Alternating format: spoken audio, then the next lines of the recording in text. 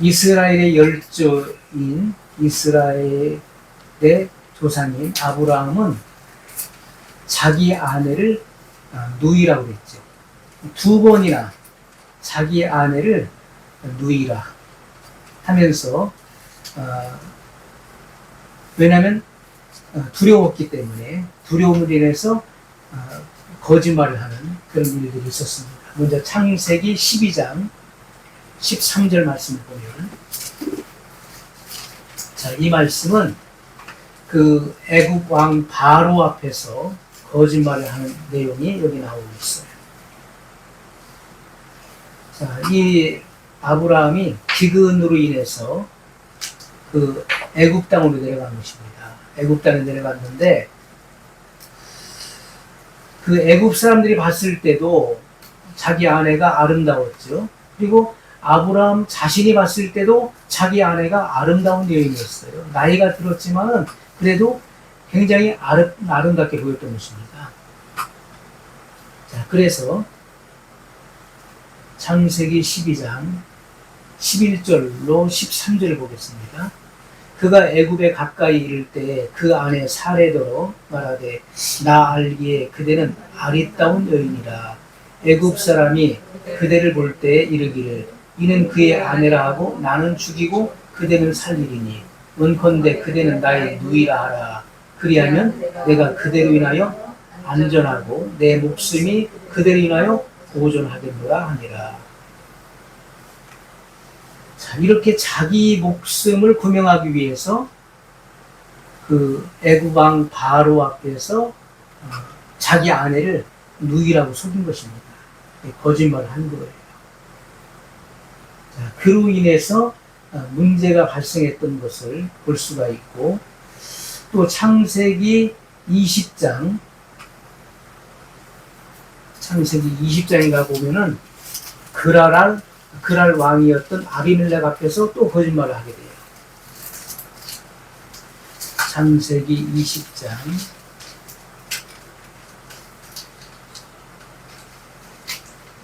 2절 말씀.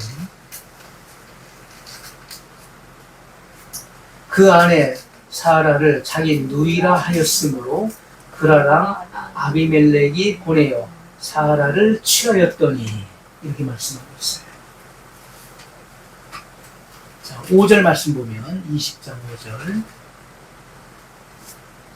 자, 이렇게 아비멜렉은 그랄 왕을 가리켜서 아비멜렉이라고 하는 거예요.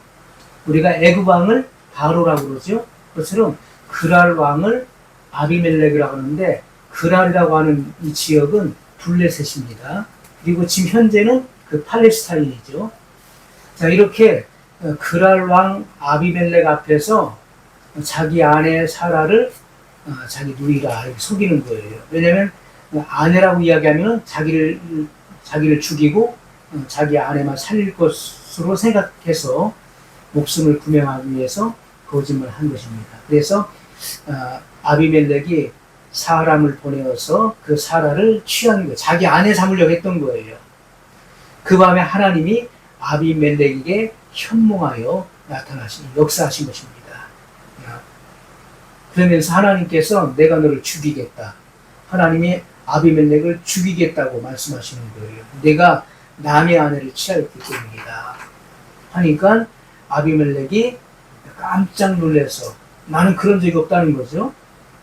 자, 5절에 보면 그가 나더러 이는데 누이라고 하지 아니하였나이까. 그 여인도 그는 내 오라비라 하였사오니 나는 온전한 마음과 깨끗한 손으로 이렇게 하였나이다. 자, 이렇게 그 그랄 왕 아비멜렉 앞에서 아브라함은 자기 아내를 자기 누이라 하고 그리고 사라도 뭐라고 합니까? 아브라함을 대해서 우리 오라비다 이렇게 이야기했다는 거예요. 거짓말을 한 거예요. 자, 이렇게 아브라함도 사라도 거짓말을 했습니다. 왜냐하면은 이 블레셋 사람들, 그랄 사람들은 하나님을 두려워하는 사람들이 아니었기 때문에 자, 창세기 20장 11절에 보면 아브라함이 가로되 이곳에서는 하나님을 두려워함이 없으니 내 아내를 인하여 사람이 나를 죽일까 생각하였으니요. 하나님을 두려워하지 않는 사람들이기 때문에 내가 하나님에 대해서 이야기해도 저 사람들이 믿지 않고 무조건 나를 죽일 것이다 생각했기 때문에 거짓말을 했다는 거예요. 자, 더군다나 더 나아가서 아브라함은 자기 아내 사라가 이미 임신한 상태였습니다. 임신해서 이제 내년에 아들을 낳을 것을 알고도 이같이 거짓말하는 거예요. 우리 창세기 18장 14절에 보면은 창세기 18장 14절 말씀을 보면 여호와께 능치 못한 일이 있겠느냐 기한이 이를 때 내가 내게로 돌아오리니 사라에게 아들이 있으리라. 그래서 사라는 이미 임신한 상태였어요. 그 임신한 아내를 두고 아브라함은 자기 목숨을 부지하기 위해서 그라랑 아비멜렉 앞에서 이는 내 누이라 속여서 그의 아내가 될 뻔했었던 것입니다. 그랄 왕이 그 말을 듣고서 자기 아내로 맞이하기 위해서 사라를 취했던 거예요. 그런데 하나님께서 현몽하셔서 그 사라에게 손을 못 대게 하신 것이죠.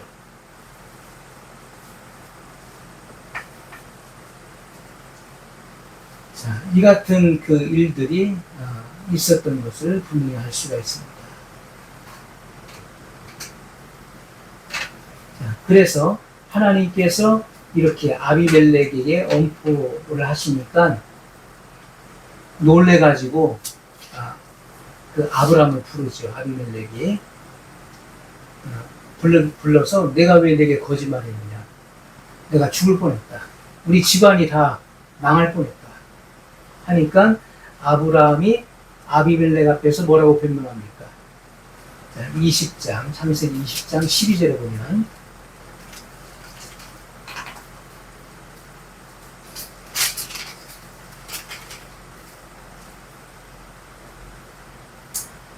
또 그는 실로 나의 이복 누이로서 내 처가 되었음이니라. 자, 이것은 실제예요. 실제인데, 자, 그 아브라함이 이 같은 변명을 하는 겁니다. 내 아내 사라는 정말로 나의 이복 누이다. 이복 누이로서 내 아내가 되었다. 왜냐하면 아브라함의 형이었던 하란의 딸 이스가, 그 이스가가 바로 사레입니다. 그러니까 그 아브라함과 결혼하기 전에 이름이 이스가예요. 그 이스가가 사레가 된 것이고 하나님께서 그 사레의 이름을 사라로 바꿔주신 것이죠. 그래서 그 아브라함의 형이었던 하란의 딸 그 이스가가 바로 이 사라죠. 그래서 자기 아내는 바로 아브라함의 조카였던 것입니다. 이 같은 이 거짓말을 해가지고 큰 문제를 야기시켰던 일이 있었고, 또 아브라함의 아들 이삭도 거짓말을 했어요. 이삭도 똑같은 거짓말을 한 내용이 나오고 있습니다. 왜냐하면 이삭도 그라랑 아비멜렉 앞에서, 이것은 아비멜렉 2세입니다. 그러니까 아브라함 시대에 있었던 그 아비멜렉의 아들 아비멜렉을 말하는 거예요. 그에게 자기 아내 리브가를 자기 누이라고 속이는 일이 나오고 있어요. 창세기 26장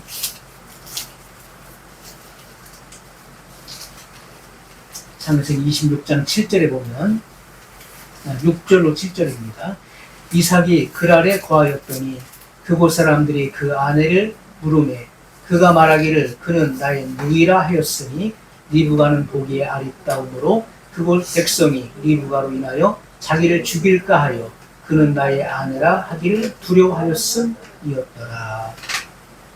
자, 이렇게 아브라함뿐만 아니라 그 아들 이삭도 자기 아내가 보기에 아리따운 여자예요. 그 백성이 보기에도 아리따운 여인이에요. 그래서 자기 아내라고 하면은 자기는 죽이고 자기 아내는 살려서 아내를 삼을까 싶어서 나의 누이라 이렇게 거짓말하는 것입니다.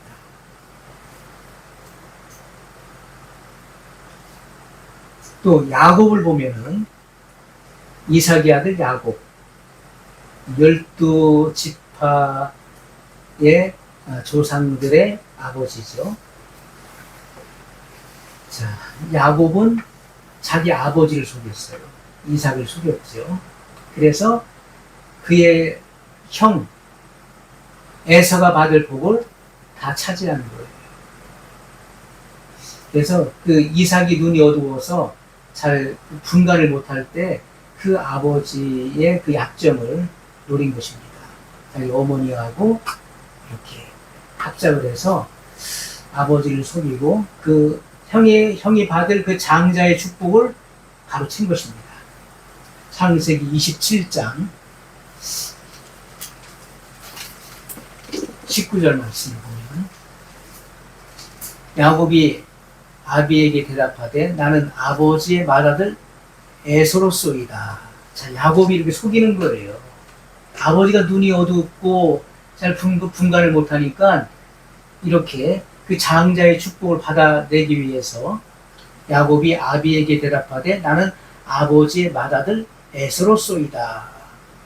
아버지께서 내게 명하신 대로 내가 하였사오니 청컨대 일어나 앉아서 내 사냥한 고기를 잡수시고 아버지의 마음껏 내게 축복하소서. 22절 23절을 보면 야곱이 그 아비 이삭에게 가까이 가니 이삭이 만지며 가로되 음성은 야곱의 음성이나 손은 에서의 손이로다 하며 그 손이 형 에서의 손과 같이 털이 있으므로 이 손에다 이 털을 붙인 겁니다. 짐승에 털을 붙인 거예요.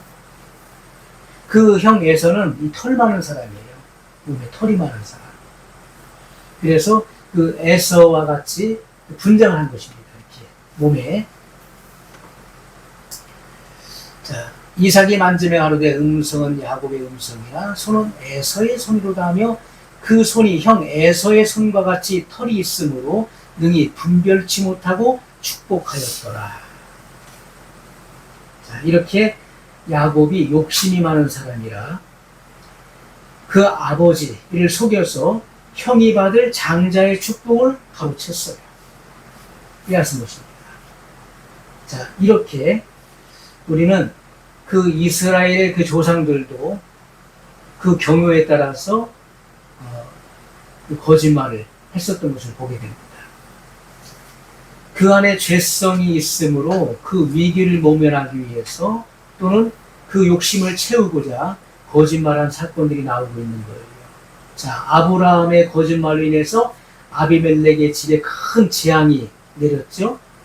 그랄랑 아비멜렉에게 어떤 재앙이 임했습니까? 그 아내와 여종과 아비멜렉 집 모든 태를 하나님이 다 닫아버리신 거예요. 잉태하지 못하는 저주가 그 집에 그의 모든 통치 아래 임한 것입니다. 죽을 뻔했었던 것이죠. 그러나 하나님께서는 아브라함을 통해서 그에게 안수함으로 기도함으로써 그 저주를 풀게 하셨던 것을 우리가 또한 보게 됩니다. 이삭도 거짓말을 했고 자기 아버지와 같이 자기 아내를 그렇게 누이라 거짓말을 했습니다. 위기를 모면을 했어요. 야곱의 거짓말로 인해서 이삭의 그 집안, 그 가정에 큰 풍파가 일어났죠. 그래서 그 에서와 야곱 사이에 그 원수가 돼가지고 그런 큰 풍파가 일어났었던 것을 우리가 알 수가 있습니다. 그래서 야곱은 오랫동안 객지에서 유리하게 됐었던 것을 우리가 알 수가 있어요. 그래서 우리가 이 거짓말이 미치는 영향이 얼마나 큰가를 우리가 알 수가 있는 것입니다. 한 번 거짓말을 하게 되면은 그 거짓말을 봉합하기 위해서 그 거짓말을 변호하기 위해서 또 다른 거짓말을 놔야 되는 거예요. 그래서 거짓에 거짓을 낳게 되는 거예요. 계속해서 거짓말이 반복되는, 악순환이 반복될 수밖에 없는 거예요.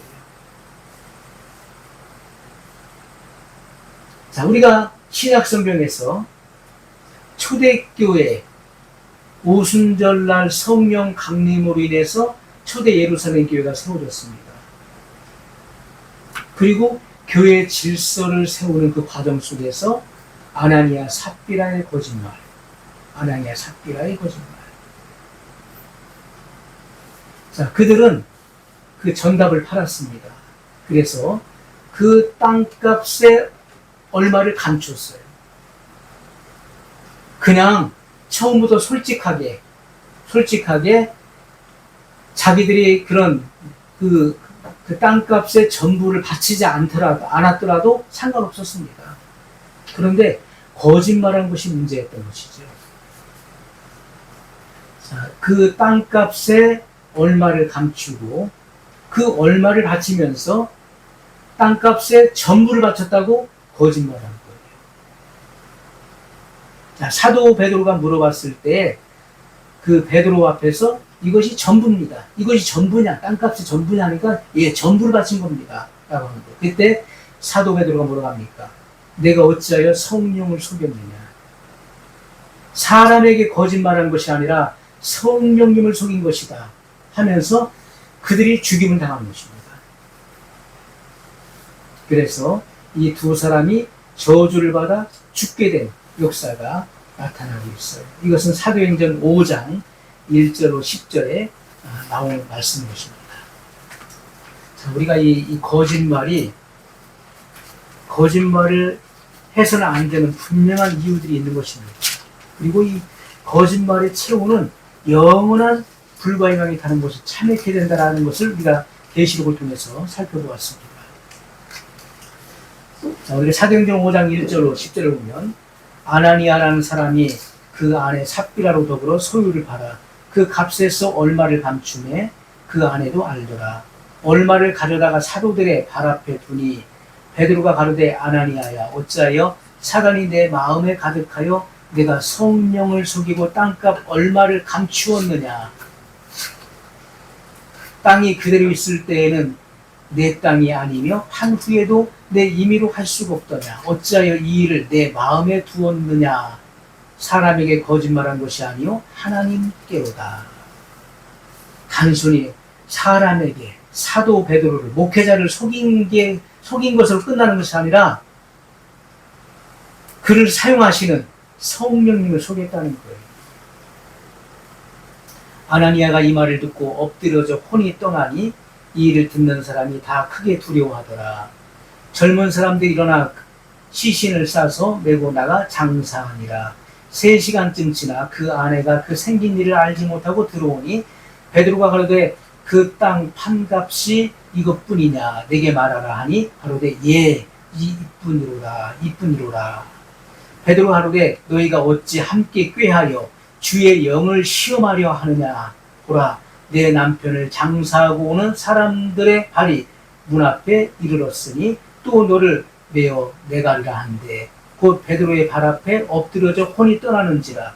젊은 사람들이 들어와 죽은 것을 보고 메어다가 그 남편 곁에 장사하니. 자, 이들은 이 거짓말로 인해서 죽임을 당했다는 거예요. 그 한순간의 그 허영심으로 인해서 그 한마디의 거짓말을 토로한 것이, 거짓말을 한 것이 영원히 회복되지 못할 지옥의 운명을 낳게 했다는 것입니다. 그래서 단 한 번의 거짓말이라도 이 지옥의 운명을 낳을 수 있다는 이 경각심을 우리가 가지지 않으면 안 되는 것입니다. 경종을 울리게 하는 것이죠. 자, 가룟 유다는 어디 가룟 유다? 가룟 유다는요, 요한복음 12장에 보면 마리아가 예수님께 향유를 부었죠. 향유를 부어서 주님의 장사를 준비했어요. 그런데 가룟 유다는 마음에도 없는 거짓말을 하는 거예요. 요한복음 12장 말씀 보겠습니다.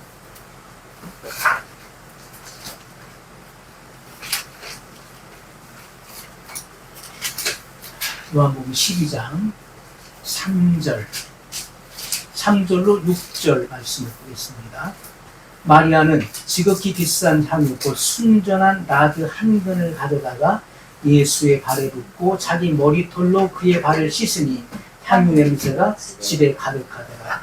제자 중 하나로서 예수를 잡아줄 가룟 유다가 말하되 이 향유를 어찌하여 300데나리온에 팔아 가난한 자들에게 주지 아니하였느냐 하니, 이렇게 말하면 가난한 자들을 생각함이 아니요 저는 도적이라 돈깨를 맞고 거기 넣는 것을 훔쳐감이로라. 자, 가룟 유다는 지금 진정으로 가난한 사람들을 위해서 이런 말을 한 것인가요? 어찌 이것을 허비하느냐. 이 향유를 300데나리온에 팔아서 가난한 자들을 구제했으면 훨씬 더 좋았을 것을 왜 허비하느냐, 왜 예수님의 발에 쏟아서 이것을 낭비하느냐, 이렇게 말한 거예요. 가난한 자들을 위하는 것처럼 말하지만은 예수님께서는 그 속을 꿰뚫어 보고 계시는 거예요. 저는 도적이라는 거예요, 도적. 그는 돈깨를 맡고 있는데 헌금을 관리하고 있는 자였어요. 그래서 필요에 따라서 그 돈깨에 손을 넣어서 자기 필요한 것을 몰래 꺼내 썼다는 거예요.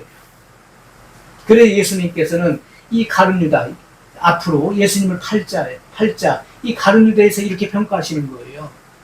이렇게 말하면 가난한 자들을 생각함이 아니요 저는 도적이라 돈깨를 맞고 거기 넣는 것을 훔쳐감이로라. 주님의 눈을 속일 수가 없는 것이죠. 자, 이러한 거짓말을 하다가 지옥의 영원한 그런 멸망으로 떨어지게 된 것입니다. 그래서 예수님께서는 가룟 유다에 대해서 저는 차라리 나지 않았으면 좋을 뻔했다라고 말씀하셨어요. 저는 태어나지 않았다면 더 좋았을 뻔했다. 주님의 사도로 부름받는 그런 영예를 차지했음에도 불구하고 돈의 그 탐심을 버리지 못하고 결국 그는 영원한 멸망의 길을 자처해갔던 것입니다. 그러므로 모든 거짓말을 일삼는 사람들, 지금도 거짓말을 쉽게 가볍게 생각하고, 거짓말해도 천국 갈 것으로 착각하고, 거짓말을 해도 지옥 가지 않을 것으로 생각하고 여전히 거짓말을 하는 사람들,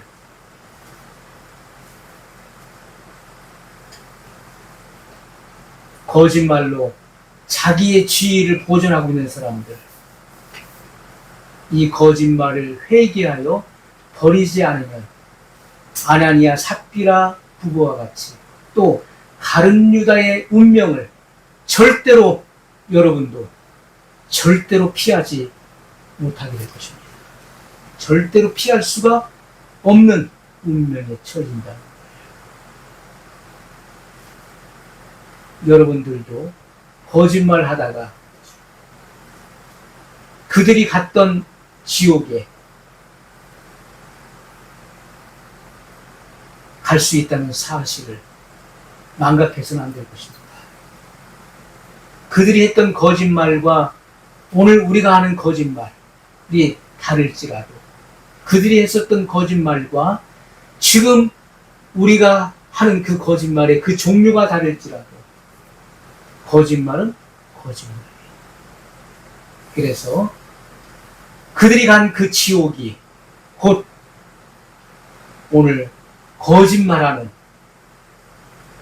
여러분들의 지옥이 될 수 있다는 사실, 절대로 잊어서는 안 될 것입니다.